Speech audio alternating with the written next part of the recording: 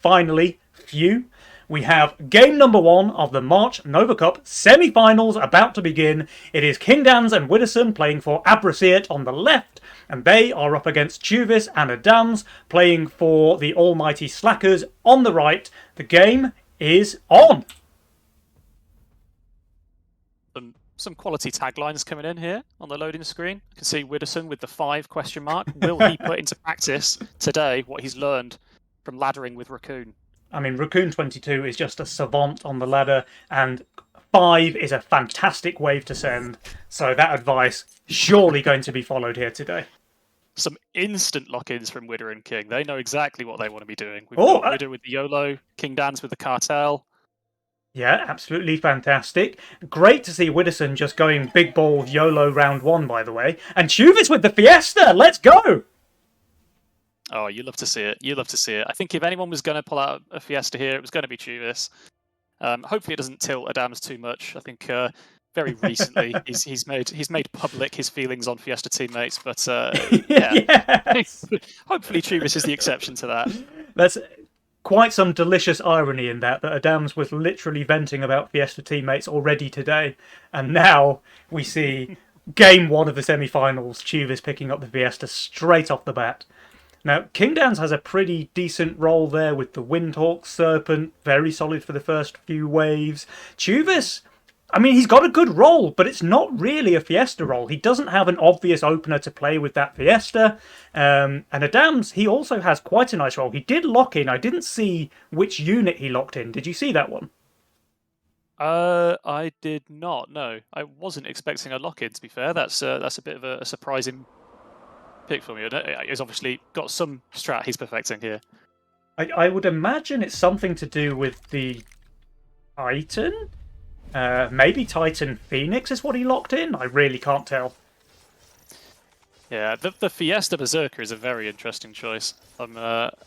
Yeah, on Tjuvis. See what he knows here. he probably knows some next level strat on how to leak very small on 3. We'll see.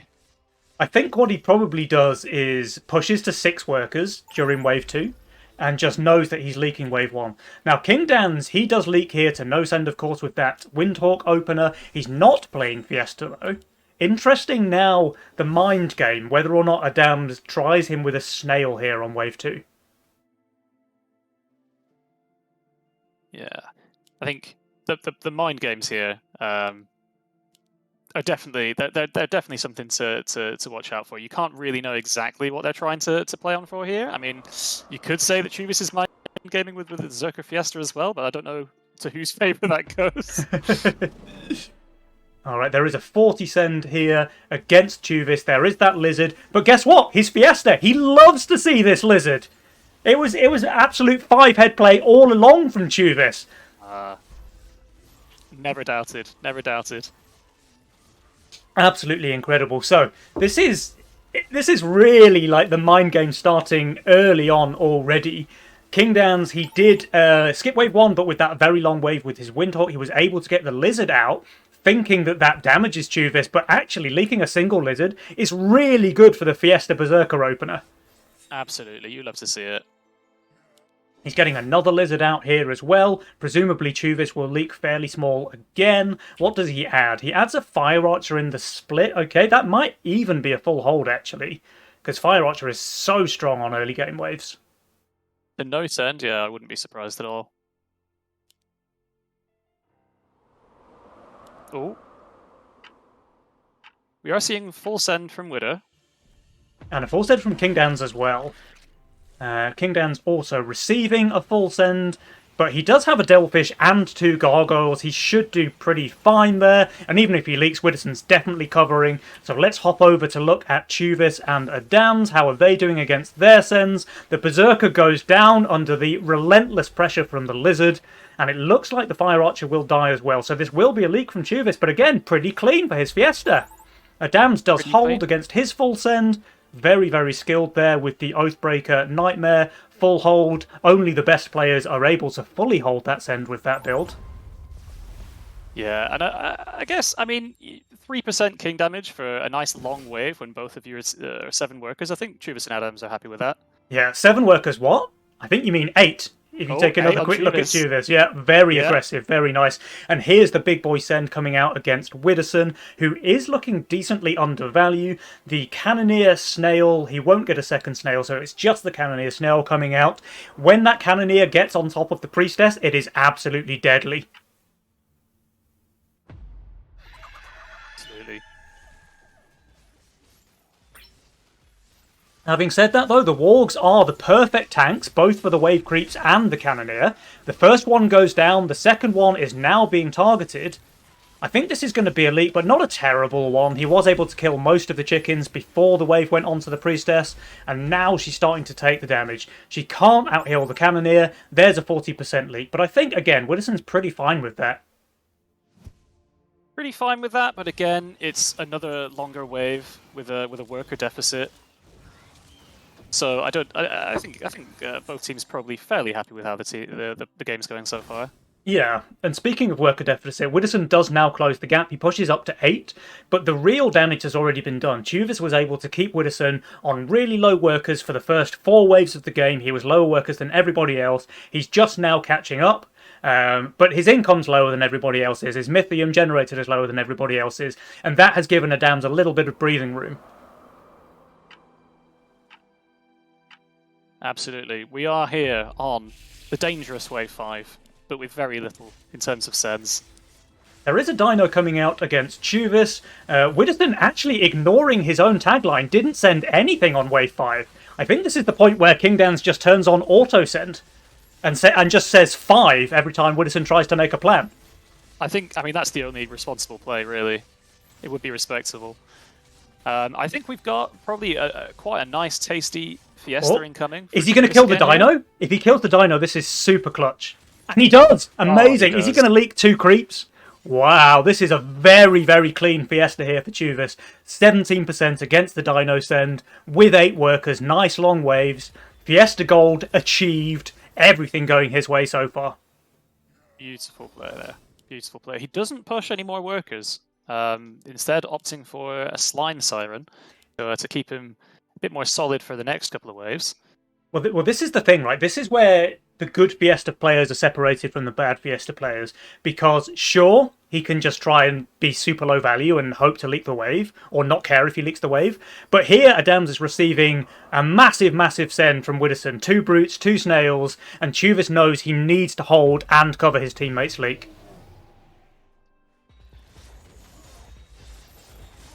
Alright, so I think Adams is going to be in a spot of bother here against the 160 Mythium send. He has a lot of Chain Fists on the board. Not the best units on Wave 6, of course. Although this Oathbreaker really is getting its money's worth. It does go down, and the Nightmare just barely kills the Brute there at the end. That's very clean. Tjuvis holding. Not bad at all. And with this Slime Siren, he might even just be able to full cover as well. I think this is an easy full cover, yeah. Wow, very nice play there from Tjuvis, and now we see him pressing the worker button. He's on 11, he might continue pushing after the wave. We have Mimic Brute from Adams, we have Triple Brute come out from Tjuvis, and now Kingdanzz and Widderson, they really are looking in danger here on wave 7. Yeah, absolutely. I mean, that Mimic is going to go to town on all of this Swift and Arcane armor. I guess it's just going to be a case of how much of the wave that Deep Coiler really can get to work on before the Mimic does its job. This is really clutch here. So Kingdanzz reading the Mimic send from Adams. He builds Wanderers, normally bad units on wave 7, but pretty good against Mimics. And he's dragging it over there perfectly. That's going to waste a lot of the Mimic's time. That's great play. We're going to see the Deep Coiler really get to do a lot of damage here first. And also, that Mimic has been targeted. It is losing health, so the Deep Coiler may, in fact, kill it off when it comes over back into the left side of the lane. I think it will target it now. Widderson leaking 89% against the Triple Brute Lizard. That's a massive send. And Kingdanzz, he doesn't quite kill the Mimic, leaking it there on 370 HP. Oh no! These guys are in for some king damage here on wave 7. First blood going to the side of Tjuvis and Adams.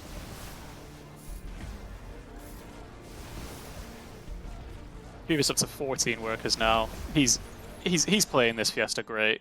Yeah. Any Berserker Fiesta doubters in the chat? I was never one. No, believe. I mean, if there's one thing you've got to say about Tjuvis, he's always been an innovator. He comes up with wacky builds, he makes them work, and then they're copied on the ladder for generations to come. Yeah, I mean, if I find people in my pub games doing copying this build, I'm not sure it's going to have the same effect. You'll be straight into the we'll venting see. channel, right? I don't go in the venting channel. I'll silently mold. Alright, Kingdanzz and Widderson now at least starting to catch up a little bit in workers, but the Mythium, even after the full send on the previous wave, the Mythium is already back in favour of Tjuvis, and Adams, those 14 workers just going to town for Tjuvis.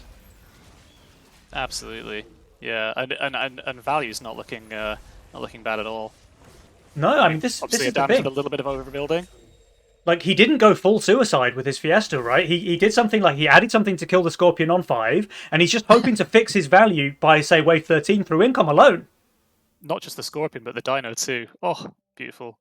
And That was a juicer. We've got a full army of Chain Fists and Oathbreakers on Adam's board right now. Oh, lordy. Oh, that's a lot of tier 1s. Very efficient gold for HP on those units, but we'll see how he gears. Oh, he's added the Lioness, good tank for the next few waves. Pretty juicy. And there is full income send here from Kingdanzz and Widderson with the King upgrades as well. So Tjuvis and Adams know that their opponents have 0 Mythium to play with. And I wonder if they just go for a wave 10 send. Widderson does have this Daphne and Alpha Male, so he's not terrible there, even with the Azeria. Kingdanzz, I mean, he has potential for Doppel as well, and the Deep Coiler, but his tanks are kind of lacking on 10. Yeah, I wouldn't be surprised. There is only defensive spells in this game right now with the Battle Scars, Titan, and Magician, so nothing offensive to gear up a really big 11 send. But you never know. We'll see what they choose to do here. Yeah, I kind of expect a 10 send just because it's There's only... Yeah, and here it comes. There's a Siege Ram from Tjuvis and a Ghost Knight from Adams, who didn't quite have the same level of workers, but still a massive, massive send. And this Siege Ram, we said that Widderson has those ranges. Presumably he built another 1 or 2 of those now. The Siege Ram's just going to absolutely destroy those Daphnes. We do have a low split here, so I expect Widder to fix that in some way here. He's just playing with us. Widderson? Split fixing? He's not split fixing. That Azeria is dead. Yeah, surely. I'm not sure about that one. That's a dead Azeria. Okay, this is going to be a bit of a leak in Widderson's lane. Ring, ring, ring, ring. Hello, is that the plumber? I've got a bit of a leak. It's 149% on 10 from Widderson. Kingdanzz, though, against the Ghost Knight Lizard, it's a full hold. He has the damage. He has got the damage. Surely he's even able to clear up half of that boss's HP in the mid. Really carrying his teammate here in game number 1 is Kingdanzz. Honestly, that could have gotten a lot worse. It could have gotten a lot more out of hand. But, I mean, look at the worker situation. It's still and the King HP situation. It's still solidly in the corner of Tjuvis and Adams. Yeah, I mean, this game so far really has just been the Tjuvis show. He had some very, very clean Fiestas early on with his Berserker Fiesta opener, and just the insane amount of pressure he was able to pile onto Widderson. Like, just look at this power score over here. Widderson right down at the bottom, with Tjuvis on fire at the top. It really tells the story of the game so far. It absolutely does. We have Battle Scars picked for 3 players. Only Adam's going with the Titan. Is he going to show it? I mean, presumably he locked in because of Titan being available. So does he want it on a Phoenix, or is he going to place it on a Doppelganger? I would expect to see this on the Phoenix. I think you've got more value in... you've got more tank value out of a Phoenix than you ever do with your Doppels, right? Yeah, for sure. I mean, without lifesteal, yes. Maybe with lifesteal it's a different story, but he didn't roll the Butcher. He wasn't skilled enough. He needs to play Chaos. That's where his skill really lies. Oh, Widderson leaking Nose End here. He's really starting to suffer. Just the incredible amount of pressure that Tjuvis applied throughout the early game is starting to show. Widderson is sweating here in game number 1. Sure is all 4 players holding onto their Mythium still. I mean, when are you expecting the Sens to come out here on 13? Well, I mean, Tjuvis is expecting Tjuvis here. has... He's hardening. But he's actually kind of looking a little bit weaker on 13, even with the Fatalizer potential, I think. But Adams, I mean, he should be pretty solid on 13 and 14. Well, actually, Adams is not fantastic on 14. He has got Doppelganger with Titan, and that's where he places his Titan, by the way. So that answers that question. He has got Sam Badger in his role as well, so not terrible there. But of course, Kingdanzz and Widderson don't know about that, so I wouldn't be surprised if they try 14, just looking at what Adams currently has on the board. Yeah, certainly. I'm interested to see the Titan on the Doppler. Oh, but no, it's a 13 send, at least from Kingdanzz and Widderson. Tjuvis and Adams. Oh, they send as well. There's a Kraken coming out from Tjuvis. Pre-income Kraken, wow. And there's imps. Big sends. Yeah, there's imps. There's imps from all 4 players. There's a lot of imp action going on right here, right now. Destruction! Say the imps. Oh, nailed it! Alright. Now, Kingdanzz is going for a full boost on his Orchids. Very, very solid. Adams is going to send as many Dragon Turtles as his workers can afford. The big boy send here for Widderson. He does have a Chieftain buffing his Azeria. Pretty solid. Let's see if it's able to survive the initial onslaught or not. That's really important here. It looks like yes. The Azeria will survive against the left side, meaning that 3 creeps effectively deal 0 damage. If we have a quick look over here, Tjuvis, it looks like, is leaking quite badly. So we'll call it a fiesta, but maybe it's a bit worse than that, to be sure. Adams, as expected, is holding here with his Doppelganger Titan, and Phoenix just really putting in the work. Meanwhile, 71% Widderson, 63% Kingdanzz. Sure, Tjuvis leaks, but I think the game just ends here. Yeah, that was a fantastic hold by Adams. Obviously set up for success with his build there, but... Is it over? Is it over? Do they ever survive? Tenacity OP confirmed? They survive! 3% HP on the King, but this is still a very long road for Kingdanzz and Widderson to come back into this game. Tjuvis and Adams clearly in the lead. Although Tjuvis hasn't pushed a single worker yet, this says to me that they're going for a long save. Meanwhile, Kingdanzz and Widderson, they're both doing the opposite. They're both full pushing. I guess they want to try and end the game on 15, but Tjuvis and Adams, neither player pushed a single worker, both full shifting their gold. They're trying to bait the 15 send and then go a bit longer. I mean, the bait is going to pay off because Kingdanzz and Widderson, with this full push, they definitely send 15. The question is, Tjuvis and Adams, with this 500 gold shift, is it enough to hold? I guess we'll find out. I think it's the game's ending next wave, one way or another. If this play doesn't work, obviously, I mean the guys know this. They know if this play doesn't work, that they're as good as done. It's a bit of a Hail Mary. Yeah. Both players still holding despite having very, very low values, and as expected, here comes that wave 15 send. We have Shaman coming out from King, Needler from Widderson. And the sends are going to be pretty big. They both pushed up to 34 and 35 workers. There's a double Phoenix now for Adams, both with an NPS aura as well. Those things, if they survive, are going to put out insane amounts of damage against the natural creeps of wave 15. They absolutely are. I wouldn't be surprised to see Adams full holding this. And Tjuvis, I mean, he's basically on value, 3.7k value. He has a hardened golem. He's got 2 life binders to keep his units alive. The one thing I'll say is that healing is kind of weak when it gets overwhelmed, and the send coming out from Danzz is huge. They're both huge. We've got 680 and 640.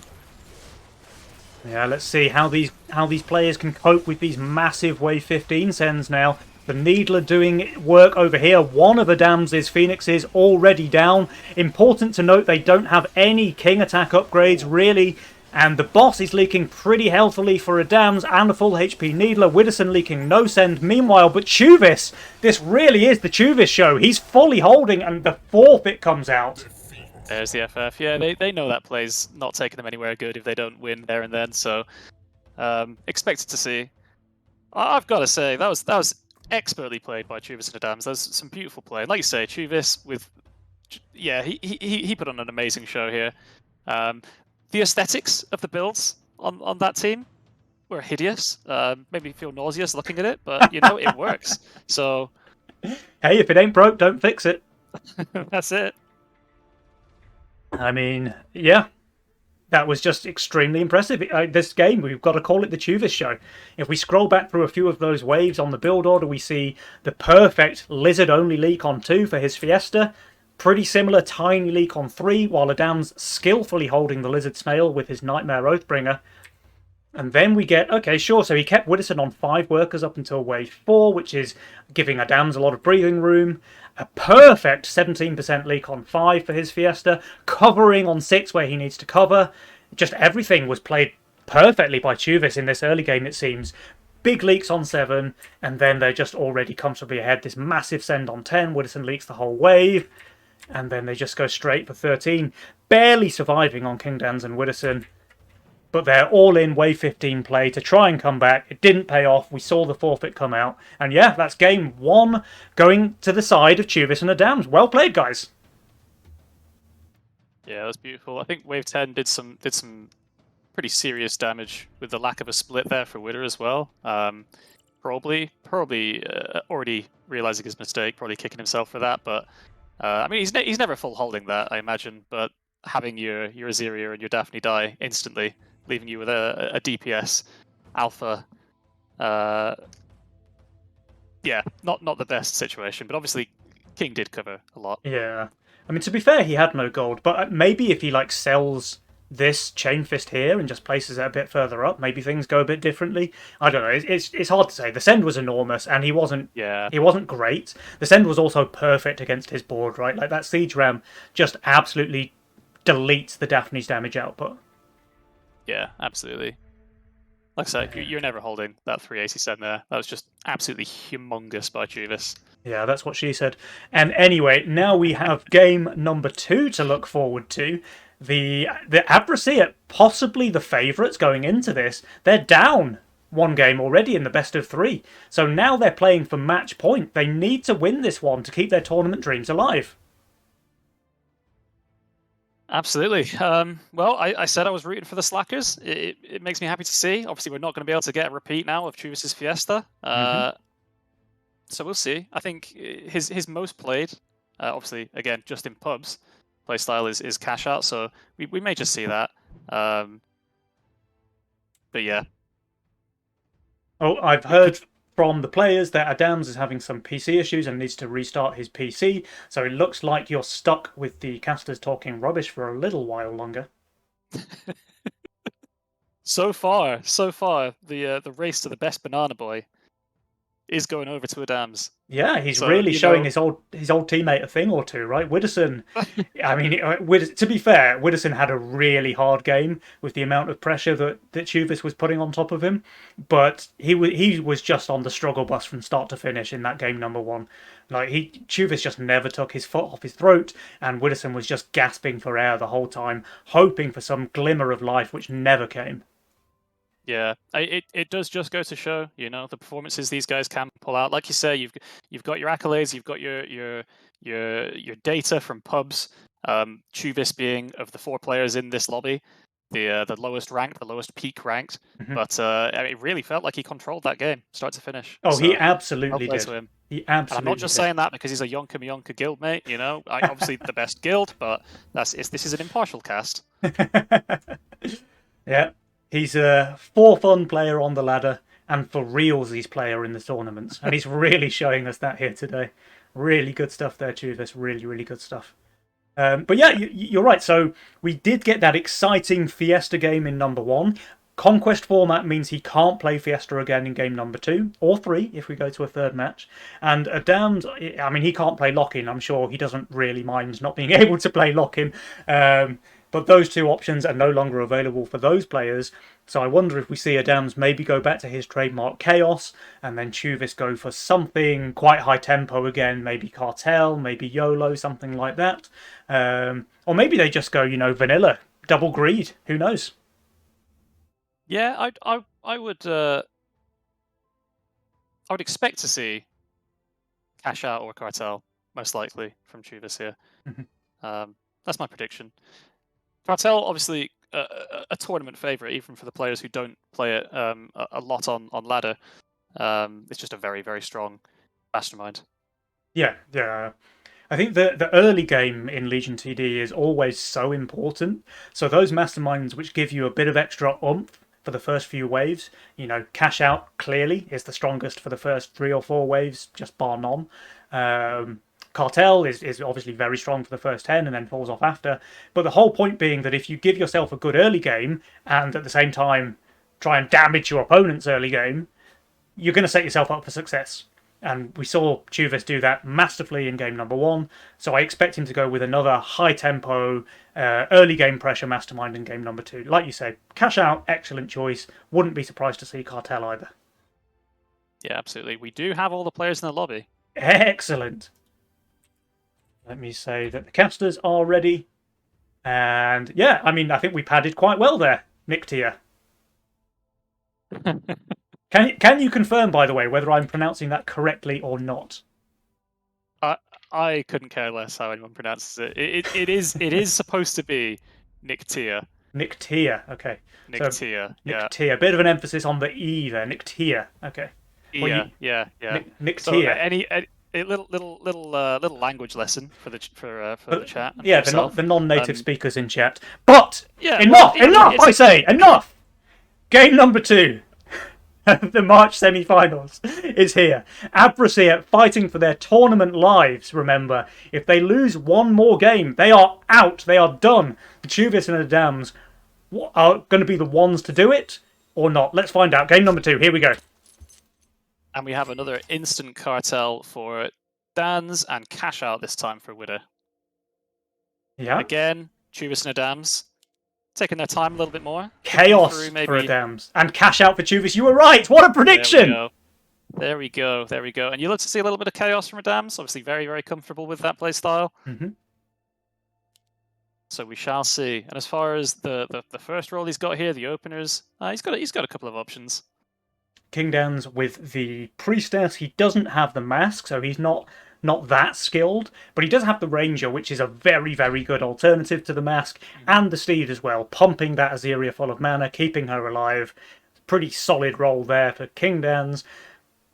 Tjuvis with his Cash Out, what does he play? I don't see anything obviously great in Tjuvis' role. It's not terrible, but he doesn't have any of those big baller synergies, I mean, he has Flying Hades. He has Super Hades. What more could you possibly ask for? Oh, that's true. He does have the Flying Hades. He does go with that, but he's kind of lacking melee units. He only has Peewee and Antler.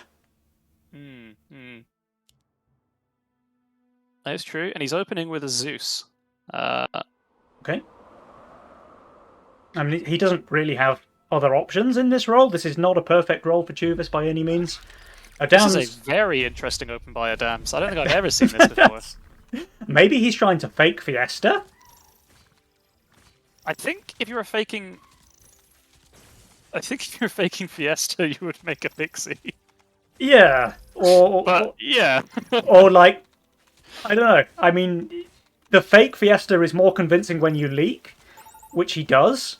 So that's interesting. Yeah. I wonder what's going on in his head. I mean, I assume that Adams is just planning to give the viewers a show, He wants it to go to game number 3. I can't see any other reason. Well, he's doing that. This is a sight to behold. I can't see another reason for this build. Pennywise is unsure. Jeez. Okay. So we have some deviance in builds from Widder and Tjuvis. Widder opting for a Peewee. Tjuvis does have a Peewee. So I've heard, yeah. Will it be as big as Widderson's? Widderson does hold against the snail send, of course. He would have done without adding the Peewee, but his ball's much smaller than Tjuvis's, apparently. Feeling scared, perhaps after that performance in Game 1, he does play safe and add the Tier 1. That's right. Bigger Peewee, smaller balls, but that's the last I'll say on that. I want to obviously make this a PG stream. Okay, we have income coming out from all the players. Kingdanzz leading the pack with 6 workers, everybody else only on 5. Adams, he would get to a Lizard post-income if he wants to, and that actually would leak Kingdanzz pretty badly if he doesn't add anything apart from this one Bone Warrior. Let's see if Adams goes for the send or not. It looks like no, so Kingdanzz getting away with murder here on wave 3. This is actually quite a bad leak if the Lizard comes out as well. I think it's around 50%. Yeah, he's definitely called the expected no send, or, well, very small send. Yep. Very And well. now he goes to 7 workers off the snail send, so Kingdanzz playing very aggressively, and I love to see this, right? Because you've got to expect for Kingdanzz and Widderson, you've lost game number 1, you know, this game it's all to play for, so maybe you fall into the trap of being a bit scared, playing overly cautious, and we did see, you know, Widderson with the Pee-wee on too, but Kingdanzz is just the polar opposite. He knows that in order to win, you have to take those risks, you have to play aggressive, and he really is doing that here. He really is, yeah. Adam's still LARPing as Fiesta very, very well. Yeah, I mean, his build, Pennywise is unsure. I mean, I said last game that the builds, the aesthetics, they were something to behold. They're doing the same again here, but you know they know what they're doing. I'm sure this is going to turn out great. Yeah, I'm sure. Kingdanzz with the 80 send here. He did drop a steed and a ranger. Is it enough to hold? It looks like the answer is yes. Oh, wait! The steed goes down. The priestess now tanking. Does she get a heal? She does! Get one. I think it's going to be a leak, but only a very, very small one indeed. It's three creeps there. Creeps? Yeah. Oh, but Widderson, Waldo here in lane 2 leaking as well to the Lizard. So instead of fully covering, they're going to take a little bit of king damage here. Not too much, of course. Huge leaks, huge leaks. Look at that. King's getting tickled down to 97%. Oh, lordy. Pee-wees and tickling. Oh, my. Widderson going with the Brutes end here on wave 5 into Adams, but Adams, now his build is starting to resemble something approaching a proper build for a tournament. He gets the Harbinger out. He will, of course, easily hold this 100 send from Widderson, and then he'll be able to push that worker button, because currently he is lagging behind the pack. He is. He's set up well for the next few waves. Obviously, he's going to be able to get to push here. Fairly free hold on 6 and 7. And he's got options with the cat and the coiler for 8. So he's looking good. He's looking good here, as long as that brute goes down before everything else, which it won't. Ooh, so the Harbinger not defending itself. itself. Is he going to leak wave 5 with 520 value and a Harbinger? I think he is. Really just a brute? That's actually borderline impressive. Well, we get to see some 1v1 action right here with a Serpent versus a Brute, and it looks like the Oh, Serpent's the got Serpent best of it, wins! actually. Okay, Adams does Oh. hold. He does hold. And now he's catching up on the workers. He goes to 9 post-income, maybe even 10. No, not 10. Okay, he stays on 9. So now he's ahead of everybody else, but only just. But meanwhile, Kingdanzz and Tjuvis both have respectable amounts of Mythium banked. 160 approaching Kingdanzz and 130 on Tjuvis. So Widderson and Tjuvis both feeling a bit of pressure here. Yeah, absolutely. We're going for a cheeky king up there. Alright, 60 send into Adams. He's just going to feed him even further.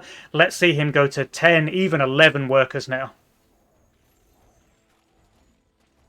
Well, I mean, judging from last game, you know, this is Adam's time now to maybe not push that button too many times and hold for the send that Tjuvis is going to be taking soon. There's the Mimic from Tjuvis, Kingdanzz. Okay, he goes for the Mole and the Brute against Tjuvis. I got to think it would have been an Ogre, but he was just 5 Mythium away from getting that out pre-income. I mean, the Mole and the Brute are still looking pretty damn dangerous against Tjuvis's board. The Tempests, the Aquas, the Zeus all get shot down really hard by the Mole.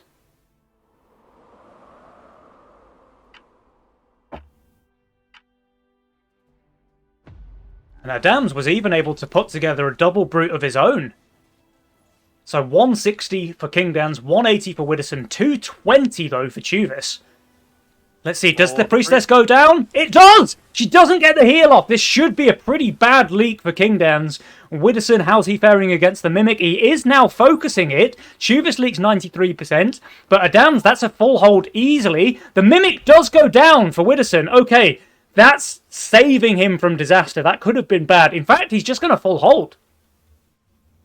Yeah, that's very nice for him. Perfect focus, going very well. I think Dan's took just a tiny little bit too much. That brute was just a bit too much for the poster to handle. Managed to split it very well, but what can you do? Big send. And even more chip damage. Now, none of these leaks have resulted in serious damage like we saw in Game 1, but they're just chipping away at the king. And remember, with tenacity in the game, every little bit of HP is important, because you can quite often end up with tenacity stacking and stacking and stacking, and like we saw on Wave 13 in the previous game, they survived on what, like 2-3% HP? Whereas if you get that chip damage in early, then all of a sudden tenacity doesn't get a chance to stack, and they're much more susceptible to being one-shot. Absolutely. Interestingly, Tjuvis and Adam's still with not really any tanks on their board. Yeah, I mean, we kind of said it early on. Tjuvis only has Antler, really. He did re-roll, and now he has the Banana Bunk at least, so he has got some tanks available. He just doesn't have them on his board yet. And Adam's, I mean, he's playing Chaos, right? So he's kind of at the mercy of the Chaos gods. Yeah, Tjuvis did shift. Cheeky little bit of gold last wave to get the bunk out here, which he is now placing. And we see all the players chilling with their Mythium for now. Adams has the most with his worker lead there, 13.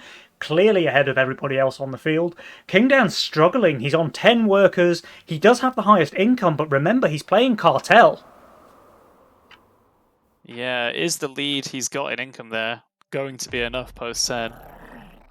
Let's see what happens. All of the players presenting a very real threat now with the amount of Mythium stored. Let's see when they decide to pull the trigger. Will it be a Wave 10 send like we saw last game? Or does anybody want to play for an aggressive Wave 11-12 with overwork in the field? Well, we're seeing sends from Tjuvis Adams at least.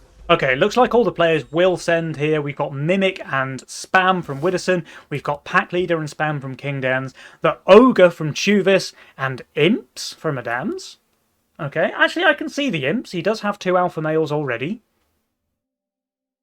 Yeah, I suppose he's just trying to get through that tank line. Dan's does have 2 Daphnes on his board now, so he's not looking too terrible here.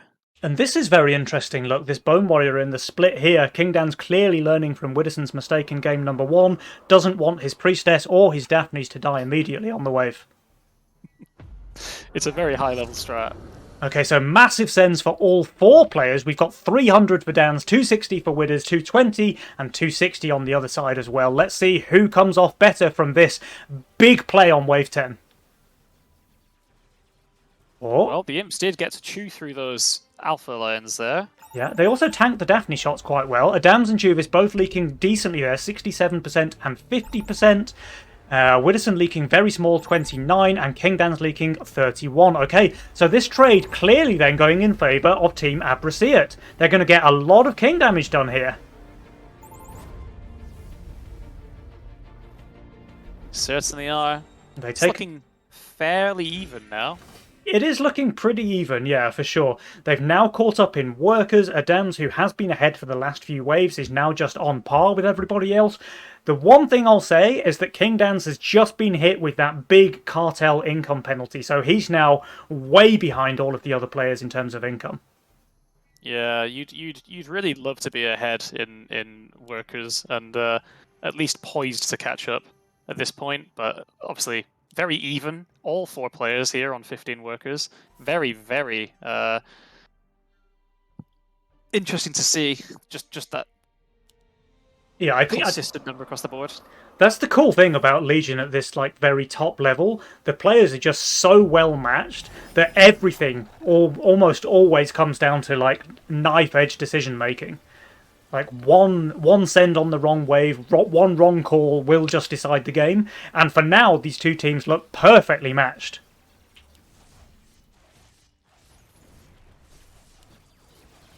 All right, we have Titan picked up by both Kingdanzz and Widderson. Azeria, of course, is one of the best units in the game for the Titan buff, and Tjuvis and Adam's both taking the hero.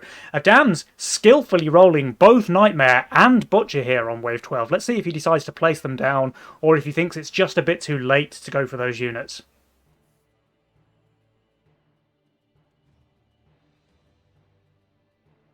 Well, the Butcher for sure. We do see Tjuvis actually placing his hero buff now. Yeah, and on the Levi. He's also shifting 300 gold, so I have to assume he's going for a full Hades on wave 13.